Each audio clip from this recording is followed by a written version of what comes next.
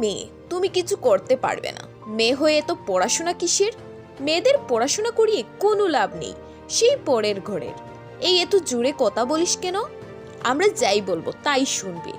তোর চেহারা খারাপ, বিয়ে হবে না, ইচ্ছে মতো কিছু করতে পারবে না, কোথাও যেতে পারবে না।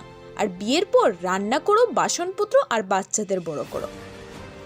আর কিছু একটু ভুল হলে হাজার কথা, আমার ঘর থেকে বের হয়ে যায়। এক কথায় একটি মেয়ের নিজস্ব কোনো ঠিকানা থাকে না। বাপের বাড়িতে গেলে মানুষ বলে ওটা অন্যের ঘরের মেয়ে। মেয়েদের নিজের চাওয়া পাওয়ার কোনো মূল্য নেই। কারোর সাথে কথা বলতে পারবে না, কারণ তুমি মেয়ে। জীবনে তো শুধু ছেলেরাই বড় কিছু করে, মেয়েরা কিছু করতে পারে না। জন্ম থেকে মৃত্যু পর্যন্ত মেয়েদের বুঝা বাবা হয়, প্রথমে মা বাবার জন্য, এরপর স্বামীর জন্য। মেয়েদের রান্না করেই মানায়। তুমি মেয়ে, কিছু করতে পারবে না, জীবনে কিচ্ছু হবে না। মেয়েরা মা বাবার জন্য কিছু করে না।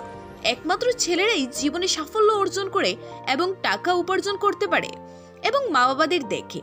তোমরা জানো, আমরা মেয়েদের শুধু বাধা দেওয়া হয়, কারণ ওরা ভয় পায়। আমরা যদি ওদের থেকে বড় কিছু করে নিই, যদি আমরা নিজের পায়ে দাঁড়াই, নিজে টাকা উপার্জন করি, তাহলে ওরা আমাদের উপর অত্যাচার করতে পারবে না। তাই ওরা মেয়েদের দুর্বল করে রাখার চেষ্টা করে। আমরা যেন এগিয়ে না যাই, নিজেকে প্রতিষ্ঠিত না করি। আমাদের মা বাবারাই দেখবে, ছেলে যদি 60% মার্ক পায় আর মেয়ে যদি 80% মার্ক পায়, তাও কিছুদিন পর মেয়েটাকে বিয়ে দিয়ে দেবে, কিন্তু ছেলেটাকে পড়াশোনা করাবে। সবসময় এত মা বাবার বাধ্য সন্তান হতে হবে না।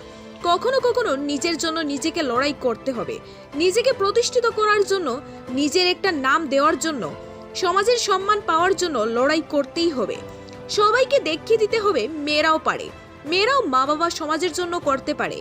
এর জন্য প্রয়োজন প্রচুর পরিশ্রম, ধৈর্য এবং শক্তি।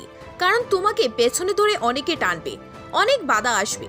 সব বাধা অতিক্রম করতে হবে নিজের জন্য, নিজেকে একটি সুন্দর জীবন দেওয়ার জন্য।